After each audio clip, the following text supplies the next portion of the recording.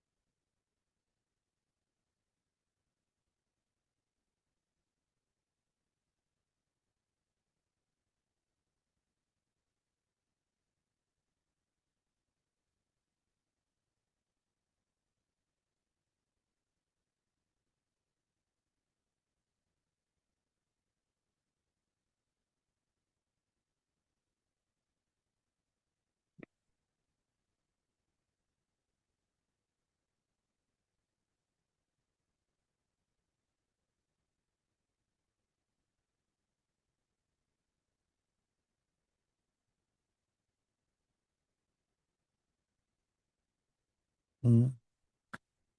And then generate positive motivation for the session. So one way to think is we can relate to this. The topic for the session is was bridging the divide, generating empathy and compassion in a divided world. Yeah, so can think in your own experience, in your own life.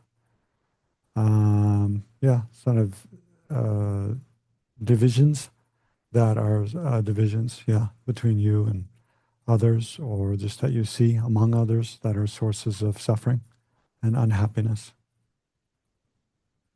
So we can observe some of those and then generate a wish to, yeah, to reduce and heal those divides.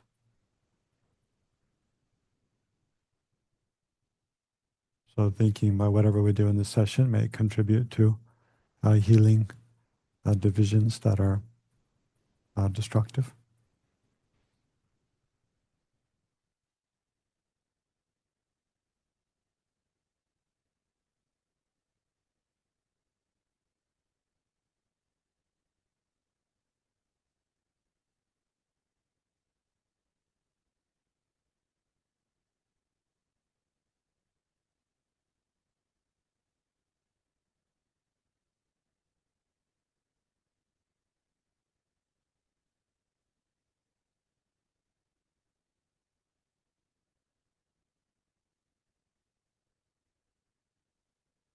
Mm. And then on the positive side, we can, yeah, imagine in the future what kind of positive results would we like to see for ourselves and for others? Kind of harmony and mutual trust and affection among people, ourselves with others, others with us, in the world at large. In the context of this sort of topic, bridging the divide, what's yeah, most ideal kind of type of relationships between ourselves and others between others. the ways people relate to each other in the world that we like to see. And we can generate a motivation that whatever we do here may just become a cause of that.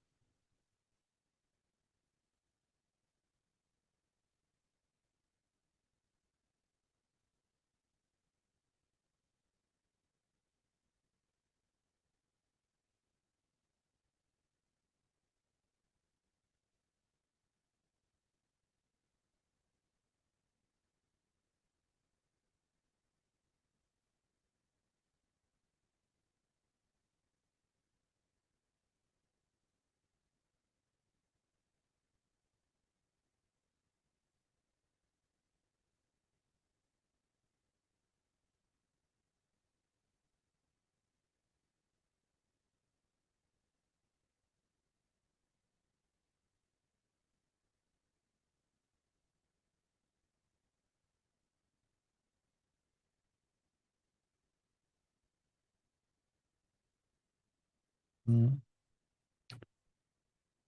Okay, can relax there. Um,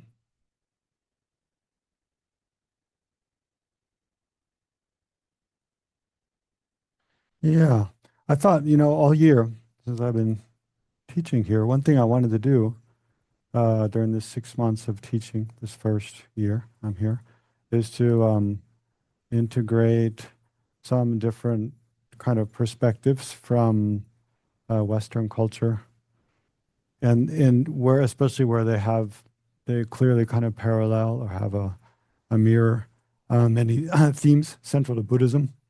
And so one source of a lot of kind of wisdom like that is this book, Meditations. I don't know if you can see here. Oh, the camera's there. Anyway, the Meditations by Marcus Aurelius. You might have. It's quite well known. Many of you have probably heard of it. Meditations by Marcus Aurelius.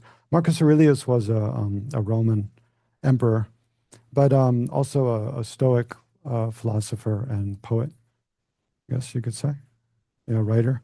Um, yeah, so thinking, and I mean, as you can imagine, being like any political leader for the most part, they're dealing with a lot of conflicting interests and you know groups of people and individuals who strongly disagree with one another, and are vying for power and influence, um, and yeah, trying to kind of deal with all that. So in Marcus Aurelius, this book, Meditations by Marcus Aurelius, it's mainly like little pieces of advice he would write to himself.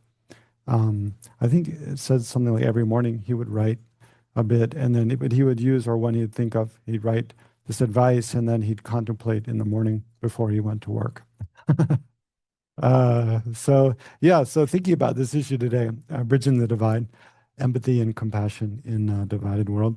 Then yeah, there's some. I just looked back. I read this a long time ago and made quite a few notes about different topics because I was so struck by how many parallels there were to sort of Buddhist contemplation and meditation topics. Um, so there's especially two sort of topics that I'll read about, and then I'll explain kind of the Buddhist perspective also, then we can meditate a bit on. The first, what I'll read about here is how, and this is a very strong theme in the Stoics. Generally, in the Stoic philosophy, you see a lot of parallels to Buddhism. Like they reflect a lot on impermanence and death, the fact of our mortality again, and framing everything, the way we relate to everything in life in that perspective, remembering our life only lasts a short time. So it's something incredibly precious and valuable. We should use the time we have in a meaningful way, but inevitably it's going to die also, and being um, accepting of that, which you find in Buddhism also. Um, but the Stoics it's kind of a natural philosophy. They a big one of the central themes in Stoic philosophy is to think again and again, like just that we're part of nature. Like nature has its own course. I mean, part of that is we live, we're born, we live, and then we die, and in between, then there's different hardships and also different good fortune and successes, but so much of what we experience is kind of inevitable, right? It's just going to happen. Um, like that we're aging and eventually become sick and then we die. That, sometimes we agree with people, sometimes we disagree with people. Sometimes it's hot, sometimes it's cold, sometimes we're hungry, sometimes we're well fed. Like those are just, it's kind of the course of nature. And so a big, probably I mean, the name Stoic, or what the connotation it has in English, is that, yeah, you kind of have to be, what a Stoic attitude is, where you just bear it, as things happen. Now, Buddhism isn't quite the same in that way. There are some significant differences, but there is a lot of, I think the Buddhist attitude of patience is very similar to that. Like, yeah, when there's something, actually, Shantideva says in the Bodhisattva's Way of Life, um, a kind of verse that is somewhat reflective of the Stoic attitude, which is that, what does he say? Oh, if you have a problem and you can do something about it, then don't worry about it. Just do what you can to resolve the problem. And if you have a problem and you can't do anything, there's nothing you can do to change it, then there's no point worrying or being unhappy about it. Just be patient, right? Just bear it, right? So it's a bit of Stoic attitude reflected there. Like, yes, there's some kind of difficulties that we have, that we can do something about. And then there's no point, complaining or being upset or worrying about it. We just focus our attention, our energies on doing what we can to reduce and resolve the problem. And then there's other kind of problems that we can't do much about. Um, and then, yeah, if we can't do anything about it, um, then there's no point complaining or worrying about it, being unhappy about it. We just have to, yeah, accept that and carry on.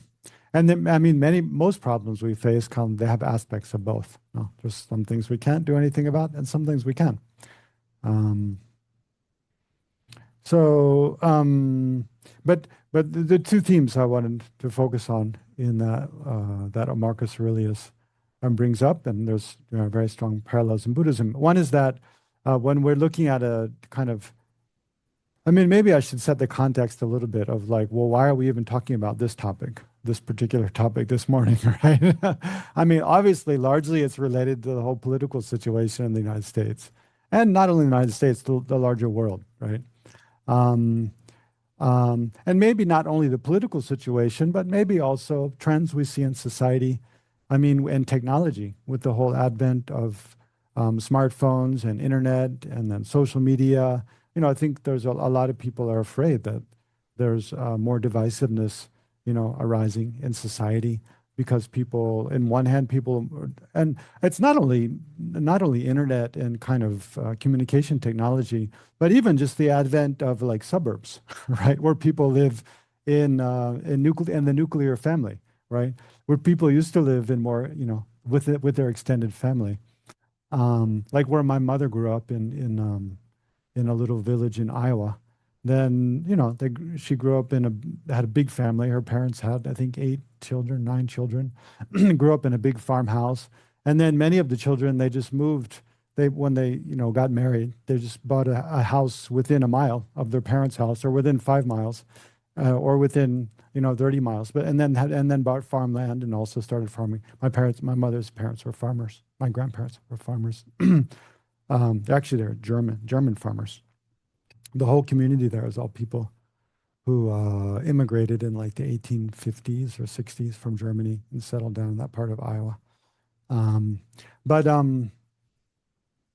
yeah, but then as like my grandparents' age, there's their children, and then their grandchildren living like nearby around, and then they take care of each other. They meet regularly.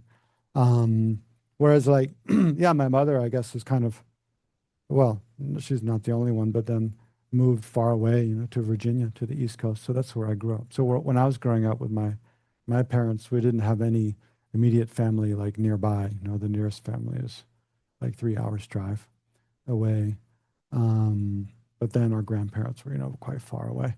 So I think, and when you live, well, when your family is spread out like far from each other, um, and many, of course, many people have far less children these days, from already 50 years ago or more.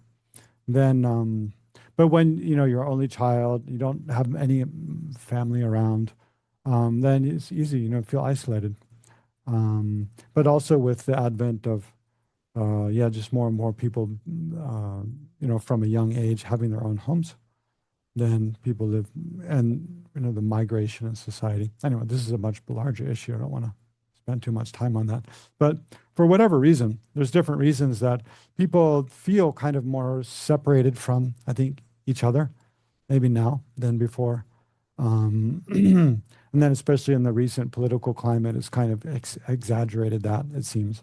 And yeah, again, the advent of like social media and kind of, and people sort of creating more divisiveness in terms of our opinions and our views about things in order to profit from it. Like people who want attention, they need to, if you just say something that's kind of nice and everybody agrees with, not many people are going to pay attention, right? But if you say something that's kind of controversial and shocking, then people pay more attention. So a lot of people use that kind of tactic to get more attention, and make money. Whether they have a podcast or they're advertising or they have an opinion column or something like that. So, yeah, for different reasons, I think for many of us, it just feels like in our society there's more divisiveness than ever before, more kind of vitriol and sarcasm and kind of insulting one another. There's a kind of deterioration of, it used to be more, okay, you have politically, you disagree, but at least you're polite to each other and you speak to each other with respect. Or is that's kind of degenerated quite a lot. And it used to be kind of also, like you look back, you see in the comedians, the way comedians make jokes, like you look back to, if you see, even like Johnny Carson, when I grew up, when I was young, he was the late night, was it the Tonight Show host. But even though he'd make jokes about people, it was not usually, I mean, and I'm not, yeah, it was not usually like insulting or belittling people much. He was quite kind of generally kind, or even if it's insult, it's kind of very light, but not just really, going for the jugular when he's making fun of people. Whereas comedians these days, they really just kind of tear people apart. There's this whole kind of this roasting thing where people just, they sit face to face and just insult each other. I don't know, I see I never watch those kind of shows because I just think it just makes me unhappy to see, people treat each other like that.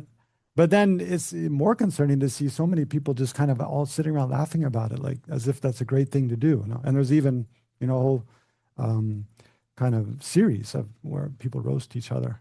I think it's not, I remember personally, yeah, maybe well, this is a tangent now, but whatever. It's okay today. Go on tangents. Like one thing related to that, just I know because I think having grown up in the U.S. or I don't know whatever my set of friends and in college, I went to college. There's a lot of a lot of smart kids, and there's a lot of sarcasm and irony. I felt like you learn that a lot in college. There's a very sarcastic kind of humor people use to kind of impress one another with how smart they are. But when I started studying Buddhism in India and Nepal, and going to His Holiness teachings in Dharamsala, and yeah, spending time at Buddhist centers, I started to find like my way of making jokes was a bit abrasive, and a bit oftentimes I started noticing my way of making jokes sometimes is a bit insulting to other people, and I became kind of more aware of that. And for a time, I went through this period of questioning, right? A couple of years of like, well, how do you make people laugh without making anyone feel hurt, right?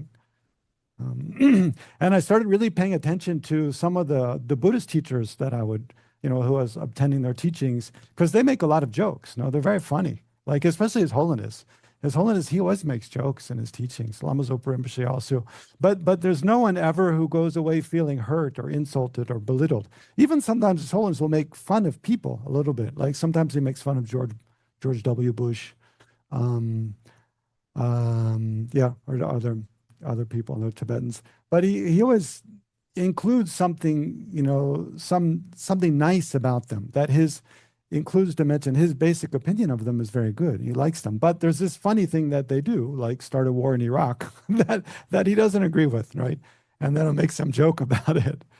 Um, and yeah, so I think, well, that's one useful thing when, is because that's one thing that can enhance our divisions, whether it's with people in our family or neighbors or people in the workplace, is if, because I mean, one skillful thing to do when we have disagreements is to kind of make light of it, to not, I mean, at times, not all the time, but to to to show that, and in a way, like when you kind of make light of a disagreement, it shows that kind of like I'm not gonna get angry about this disagreement that we have. Like I recognize we have a disagreement and we don't have to just totally ignore it and not talk about it, but also I can show that, it's okay to that we can disagree. And humor is one way you can do that, to show that, I'm okay. You think that, and that's in that way, and I think this way, and